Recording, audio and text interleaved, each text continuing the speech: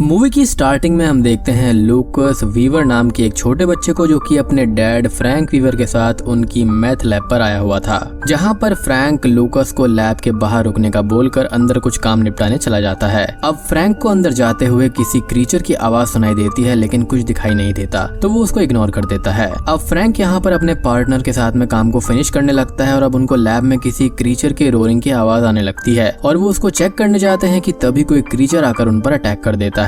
खैर अब यहाँ पर सीन शिफ्ट हो जाता है और अब कहानी 3 हफ्ते आगे चली जाती है और हम देखते हैं जूलिया मेडोज को, जो कि कुछ टाइम पहले ही टाउन में आई थी और वो यहाँ पर धीरे धीरे एडजस्ट हो रही थी और साथ ही एक स्कूल में टीचर भी वो होती है। जूलिया अपने स्कूल में जिन बच्चों को पढ़ाया करती थी उन बच्चों में से लूकस भी होता है, जो कि हमेशा खोया सा ही रहता था और अपनी नोटबुक पर वो कुछ न कुछ ड्राइंग करता रहता था, जो कि काफी अजीब सी होती थी। अब लूकस को एक बच्चा क्लास में छुट्टी के बाद में बुली करने लगता है और उसके बैग में एक खराब सी डॉल को डाल देता है। लूकस अब घर जा रहा होता है, जहाँ पर उसको रास्ते में एक छोटा सा एनिमल मिलता है, जिसको लूकस मार कर घर ले जाता है और अपने घर पर लाकर लॉक्ड रूम के अंदर जाने लगता है। दूसरी ओर हम देखते हैं जूलिया को, जो कि अपने लिए कुछ सामान ले रही होती है और उसका मन करता है कि वो शराब ले ले, बट वो खुद को रोक लेती है। जूलिया घर आती है और एक पियानो के पास में जाती है, जहाँ पर हम उसके बचपन का एक फ्लैशबैक देखते हैं, जहाँ पर छोटी जूलिया किसी से डरकर छुप रही थी। अब तभी जूलिया का भाई पॉल घर पर आता है और वो उससे पूछता है कि उसको यहाँ पर कैसा लग रहा है, जिस पर जूलिया बोलती है कि वो धीरे धीरे एडजस्ट कर रही है। असल में जूलिया अपने घर से काफी टाइम पहले ही भागकर यहाँ पर आ गई थी, क्योंकि उसके फादर उसको अब्यूज किया करते थे और काफी टाइम बाद वो वापस आई है और पॉल अपनी बहन के साथ में रहना चाहता था। बेसिकली वो अपने भाई के घर पर रह रही थी। खैर अगले सीन में अब हम लूकस को उसके घर पर देखते हैं, जहाँ पर वो अपने घर पर उस डॉल को काट रहा था, जो कि उसके बैग में किसी दूसरे स्टूडेंट ने डाल दी थी और अब वो डोर पर बैंगिंग सुनता है और वो बहुत ही ज्यादा सहम जाता है। अगले दिन स्कूल में जूलिया सभी बच्चों को स्टोरी टेलिंग के बारे में पढ़ा रही होती है और वो लूकस से स्टोरी सुनाने को बोलती है, जिस पर लूकस अब एक कहानी सुनाता है, जिसके अंदर एक घर के अंदर 3 भालू रहा करते थे, यानी कि father bear, big bear, baby bear. और एक दिन बिग बियर ने घर आकर देखा तो बेबी बियर और फादर बियर बहुत ही ज्यादा बीमार हो गए थे और फादर बियर का काम भी छूट गया था और वो अंदर से काला हो चुका था। फादर बियर अब बहुत ही ज्यादा गुस्सैल और मीन हो गए और ये स्टोरी सुनाते टाइम हम लूकस की नोटबुक भी देखते हैं, जिस पर ऐसी ही ड्राइंग्स थी, जो कि काफी अजीब थी। साथ ही जूलिया को भी ये स्टोरी काफी अजीब लगती है। खैर छुट्टी के बाद में लूकस स्कूल से बाहर आता है और बुली लड़का जो होता है वो उसको परेशान करने लगता है, क्योंकि लूकस ने उसकी डॉल का कटा हुआ सर उस बुली लड़के के बैग में डाल दिया था और अब जूलिया आकर वहाँ पर उनकी लड़ाई को रोकती है। जूलिया लूकस को स्कूल में नर्स के पास में लेकर जाती है, जहां पर नर्स चेकअप में ये पाती है कि लूकस की बॉडी पर बहुत सारे मार्क हैं और ये मार्क जो होते हैं वो उन लोगों को नॉर्मल नहीं लगते। जूलिया लूकस के घर पर फोन करती है इसके बारे में जानने के लिए और घर पर हम लूकस के फादर फ्रैंक को लॉक डोर के अंदर देख पाते हैं, जहां पर वो किसी एनिमल की तरह गुर्रा रहे थे और उनकी आंखें भी काली थी और फोन कोई भी नहीं उठाता। अब लूकस घर पर जा रहा होता है अकेले पैदल और जूलिया उसका पीछा करती है और लूकस एक आइसक्रीम पार्लर के बाहर उसको मिल जाता है, जो कि बाहर से ही आइसक्रीम के लिए क्रेविंग कर रहा था। जूलिया यहाँ पर लूकस को आइसक्रीम खिलाने अंदर ले जाती है। जूलिया लूकस से अब कुछ बात करने लगती है। पहले तो वो उसको लाइट अप करती है और फिर उससे पूछती है कि उसके घर में कौन कौन है, जिस पर लूकस बताता है कि उसकी मदर की डेथ हो चुकी है कुछ ही टाइम पहले और उसके घर में फिलहाल वो, उसका छोटा भाई एडन और उसके फादर हैं और एडन हमेशा यहाँ पर अपने फादर के साथ में ही रहता है। जूलिया यहाँ पर लूकस से ये पूछती है कि आखिर उसके फादर करते क्या हैं, जिस पर लूकस यहाँ पर कोई भी जवाब दिए बिना ही घर जाने लगता है। लूकस रास्ते में जाते हुए एक मरे हुए एनिमल को एक बैग में भरने लगता है और दूसरी ओर जूलिया उसके घर पर जाती है, जहाँ पर मेन डोर ओपन था और अंदर से किसी जानवर के जैसी गुर्राहट और रोड पर आवाजें जूलिया को आती हैं, जिससे कि वो वहाँ से वापस चली जाती है। जूलिया घर आकर लूकस की फेंकी हुई ड्राइंग को देखती है, जिसमें एक मॉन्स्टर के बीच में एक लड़का था और जूलिया को ये ड्राइंग समझ नहीं आती। अब पॉल भी घर आ जाता है और जूलिया उसे कुछ खास नहीं बताती और उससे बोलती है कि अगर पॉल चाहे तो वो जूलिया को वापस भेज सकता है और जूलिया के लिए पॉल परेशान ना हो, क्योंकि जूलिया हमेशा से ही भागती रही है और अपने इश्यूज सॉल्व करती रही है, जिस पर पॉल बोलता है कि उसको अपनी बहन के साथ ही हमेशा से रहना था। अब लूकस अपने घर पर उस मरे हुए एनिमल के पीसेस करके अपने डैड को दे देता है और कुछ खाना अपने भाई को देने जाता है और हम उन दोनों की पहली झलक देखते हैं, जहां पर फ्रैंक अब बहुत ही ज्यादा बदल गया था बट एडन हमको नॉर्मल दिखता है। लूकस उनको खाना देता है और फ्रैंक लूकस को बाहर जाने का बोलता है और मीट खाने लगता है और उस पर गुर्राता है, जिससे डर कर लूकस बाहर भाग जाता है और कुछ ही देर के बाद में उसको एडन बुलाता है कि उसको भूख लग रही है, जिसको लूकस इग्नोर कर देता है। अब हम देखते हैं जूलिया को, जो कि अपने घर पर पियानो प्ले चेक कर रही थी और उसको अपने फादर के अब्यूजेस के विजन आ रहे थे जिनसे वो हमेशा परेशान रहती है। अब पॉल वहाँ पर आता है और उसकी उससे बात होती है। वो पॉल से फ्रैंक वीवर के बारे में पूछती है और बताती है कि फ्रैंक का बेटा उसके स्कूल में है और शायद से वो किसी प्रॉब्लम में है, और वो फ्रैंक के घर पर भी गई थी जहाँ पर उसको कुछ अजीब सा फील हुआ था। अब पॉल यहाँ पर एक लोकल शेरिफ होता है जो कि ये बताता है कि फ्रैंक हमेशा नशे की उल्टी सीधी एक्टिविटीज में लगा रहता था और उसको पॉल ने कई बार पकड़ा भी था, लेकिन वो अपने बच्चों का अकेला पेरेंट है तो उसको कभी भी जेल नहीं भेजा गया। और पॉल यहाँ पर जूलिया से ये बोलता है कि वो फ्रैंक के घर से दूर ही रहे। अगले दिन लूकस वुड्स में एक ट्रैप लगा रहा था और उसको वहाँ पर एक आदमी दिखाई देता है जिसको वुड्स में एक सड़ी हुई सी लाश मिलती है। खैर इधर स्कूल में जूलिया लूकस के डेस्क का सामान निकाल कर चेक करती है जहाँ पर उसको कुछ किताब, एनिमल ट्रैप्स और स्पिरिट्स के बारे में मिलती हैं और लूकस की ड्राइंग मिलती है जो कि उसको काफी डिस्टर्बिंग लगती है। जूलिया ये ड्राइंग स्कूल की प्रिंसिपल एलन बूथ को दिखाती है और ये बोलती है कि ये ड्राइंग्स अब्यूज को हिंट कर रही है जो लूकस के साथ में हो रहा होगा। असल में वो यहाँ पर अपने चाइल्डहुड में हुए अब्यूज को लेकर सोच रही थी कि शायद से लूकस के साथ में भी वही हो रहा होगा। खैर अब घर पर हम लूकस को देखते हैं जो कि एडन के लिए टॉफी लाया था, यानी कि अपने छोटे भाई के लिए, और एडन ये बोलता है कि उसके डैड बोल रहे थे कि गॉड मर चुके हैं, जिस पर लूकस उसको दिलासा देता है।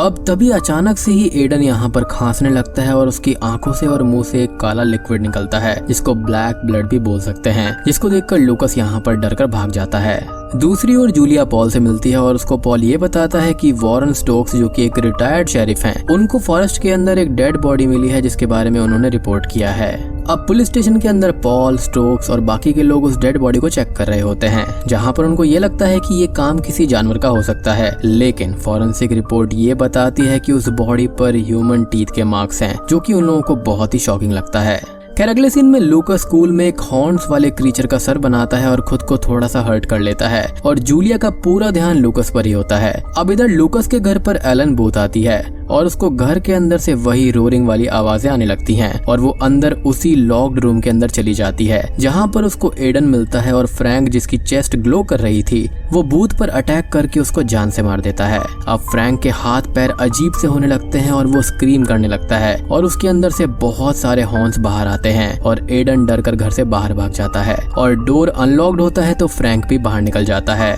यानी कि यहाँ पर फ्रैंक एक बहुत ही खतरनाक क्रीचर के अंदर तब्दील हो गया था। अब अगले सीन में पॉल, स्टोक्स और बाकी के ऑफिसर उस माइन में जाते हैं जहाँ पर फ्रैंक अपनी लैब चलाया करता था और वहाँ पर उनको बहुत सारी पोटली लटकी हुई मिलती हैं जो कि हमने लूकस के घर के लॉक डोर और काफी जगहों पर भी देखी थी। स्टोक्स बताते हैं कि ये बैग्स डिफेंस के लिए लगाए जाते हैं, यानी कि बैड स्पिरिट्स या फिर बैड ओमन से बचने के लिए। अब उन लोगों को वहाँ पर हॉर्न का एक टूटा हुआ पार्ट भी मिलता है और किसी को भी उसके बारे में नहीं पता था और स्टोक्स उसको अपने साथ भी ले जाते हैं। पॉल को अब एक मैसेज आता है एक मिसिंग केस के लिए और वो लोग वहाँ से चले जाते हैं। अब लूकस अपने घर जा ही रहा होता है कि तभी रास्ते में उसको बुली वाला स्टूडेंट यानी कि क्लिंट उसको रोक लेता है और परेशान करता है, लेकिन तभी वहाँ पर एक क्रीचर आता है और क्लिंट पर अटैक कर देता है और उसको जान से मार देता है और लूकस खुद को बचाकर वहाँ से भाग जाता है। लूकस अपने घर पर आता है और उसको वहाँ पर बूथ की कार मिलती है और घर के अंदर ढेर सारा खून मिलता है और फ्रैंक और एडन गायब थे और लूकस बूथ की कार को छुपाकर सारा घर साफ करने लगता है।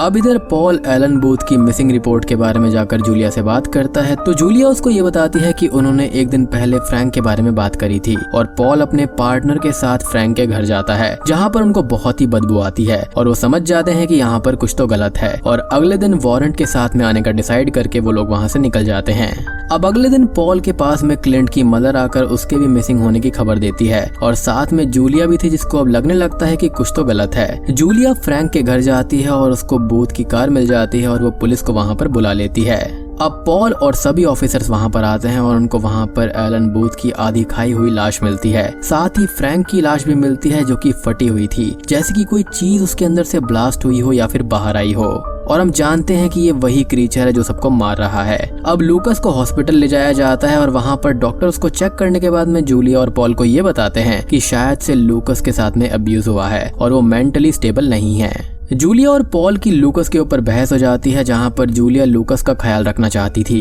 क्योंकि उसने खुद के बचपन में भी अब्यूज झेला है और वो नहीं चाहती कि लूकस के साथ में भी सेम चीज हो। हम लूकस को देखते हैं जिसको पहले के विजन्स आ रहे थे जब फ्रैंक माइन से घर आया था और वो बहुत ही बीमार लग रहा था। वो एक रूम के डोर पर लॉक लगाता है और अपने दोनों बच्चों को बोलता है कि कुछ भी होने पर वो लोग रूम के अंदर ना जाएं। अब कुछ ही दिनों के बाद में एडन भी बीमार होने लगा और फ्रैंक ने उसको भी अपने साथ रूम में बंद कर लिया। यानी कि ये जो कोई भी चीज है वो पहले तो फ्रैंक के अंदर आई थी, उसके बाद में फिर इसने एडन को भी अपने शिकंजे में ले लिया और यही रीजन है कि वो उस लॉक डोर के पीछे रहा करते थे। अब अगले सीन में जूलिया और पॉल यहाँ पर स्टोक्स के पास में जाते हैं जिन्होंने अपनी रिसर्च कर रखी थी। वो ये बताते हैं कि माइन में मिले हॉर्न्स असल में एक मिथिकल क्रीचर वेंडिगो के हैं। जी हाँ, जो कि बहुत टाइम पहले से ही इस दुनिया में है और काफी टाइम पहले हंटिंग ना कर पाने की वजह से उसने ह्यूमंस पर अटैक किया और ह्यूमंस के ब्लड ने उसको पागल कर दिया, यानी कि उसी से उसको शक्ति मिलती है और वो तब से ह्यूमंस के पीछे है और मैनकाइंड को खाता आ रहा है। वेंडिगो बाद में एक बिना शेप वाली स्पिरिट में बदल गया और इस तरह से वो अपने लिए नए नए होस्ट को ढूंढने लगा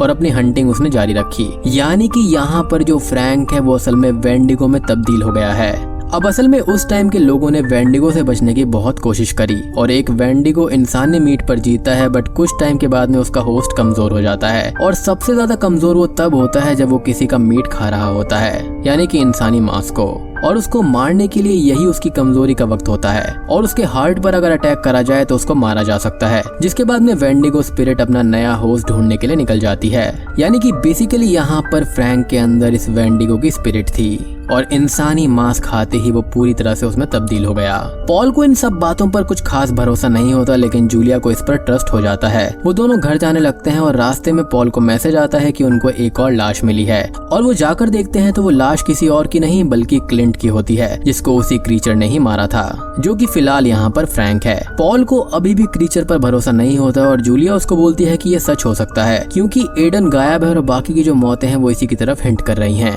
अब वो दोनों लूकस को हॉस्पिटल से लेकर घर जाते हैं और पॉल मेयर से मिलने जाता है और उसका पार्टनर उसके घर के बाहर उसका वेट कर रहा होता है। अब घर के अंदर जूलिया लूकस को ये बताती है कि उसके डैड फ्रैंक की डेथ हो चुकी है, जिस पर लूकस स्ट्रेंजली ये बोलता है कि उसके ओल्ड डैड यानी कि पुराने डैड की डेथ हुई है जो कि बुरे थे और न्यू डैड अच्छे हैं जो कि उसको लेने आएंगे और एडन के साथ माइन लेकर जाएंगे। अब घर के बाहर से वेंडिगो की स्क्रीमिंग साफ सुनाई देती है और इसको पॉल का पार्टनर चेक करने जाता है और उसको शेड में एडन मिल जाता है। वो पॉल को इसके बारे में बताता है कि तभी वेंडिगो आकर उसको जान से मार देता है। बेसिकली यहाँ पर ये वेंडिगो की ट्रिक थी। जूलिया अब लूकस को छुपाने लगती है और अब तक पॉल घर आ जाता है और वो शेड में चेक करने जाता है जहाँ पर वेंडिगो आकर उसको धक्का दे देता है जिससे कि वो घायल हो जाता है। अब घायल पॉल यहाँ पर खुद को संभालने की कोशिश कर ही रहा था कि तभी शेड की वॉल तोड़ते हुए वेंडिगो उस पर अटैक कर देता है और पॉल खुद को बचाने की कोशिश में एक रॉड से उस पर अटैक करता है जिससे कि वेंडिगो वहाँ से भाग जाता है, लेकिन पॉल यहाँ पर काफी घायल हो गया था। जूलिया पॉल के पास में आती है और वो पॉल को हॉस्पिटल ले जाने की बात करती है और बताती है कि लूकस भी वहाँ से चला गया है और कहाँ गया है ये जूलिया को पता है और पॉल जूलिया के साथ में चलने की बात करता है।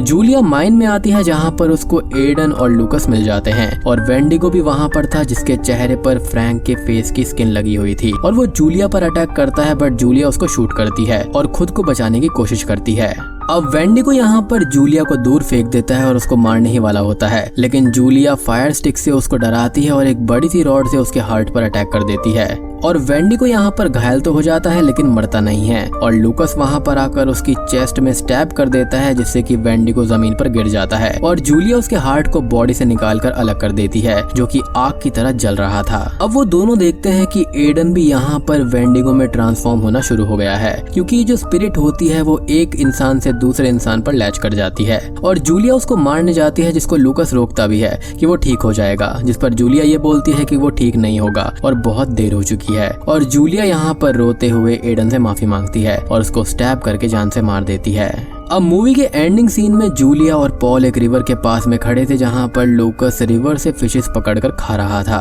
जी हाँ, एज उसके अंदर भी थोड़ा सा वेंडिगो पार्ट उसके फादर की वजह से आ गया था, यानी कि ये स्पिरिट जो होती है वो लैच करती रहती है one human to another human. और यहाँ पर मुझे ऐसा लगता है कि अगर ये वेंडिगो की स्पिरिट अगर एक परिवार में एंटर कर जाती है तो वो एक जनरेशन से दूसरी जनरेशन में जाती रहती है। अब पॉल यहाँ पर जूलिया से ये बोलता है कि वो कभी भी वेंडिगो में बदल सकता है और जूलिया ये बोलती है कि वो अभी भी उसको अपने साथ रखेगी और उसका ध्यान रखेगी। अब वो लोग वहाँ से जाने लगते हैं और तभी पॉल को खांसी आती है जहाँ पर उसकी आंखों से और मुंह से वही हल्का सा ब्लैक ब्लड दिखाई देता है। ये मूवी यहीं पर खत्म हो जाती है।